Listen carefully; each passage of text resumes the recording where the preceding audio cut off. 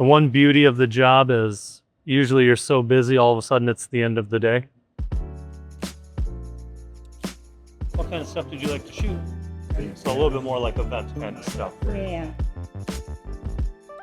Everything we buy gets a second home. So it all goes back to the shop where it gets cleaned, inspected, checked, everything like that, and then resold. So everything has a new purpose.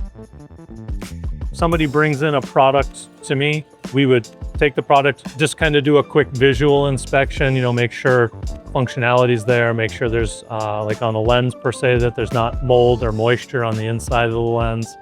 Check for scratches, things that we can check fairly quickly. Our software system, we'll go in and just plug in condition, what the product is, things like that. And that will generate kind of a price range for us.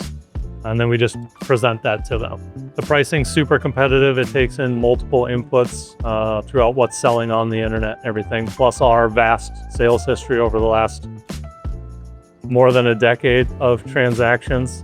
So it follows all the trending prices and all that stuff too. It's a no pressure environment. I mean, they can bring in their camera, their equipment. There's no pressure to sell it. We just give them an honest quote on what we can offer on it, whether they want to do cash or they want to trade it in at the store. $155 on it as trade credit. So you'd be 1700-ish. A lot of times if someone's kind of on the fence, I'll tell them, go look around the store. We can save the quote here. If you have questions, feel free to ask. We're fine with going over each item and letting you know our offer on everything, as well as a grand total offer. So yeah, we try to be as transparent as possible with all of it.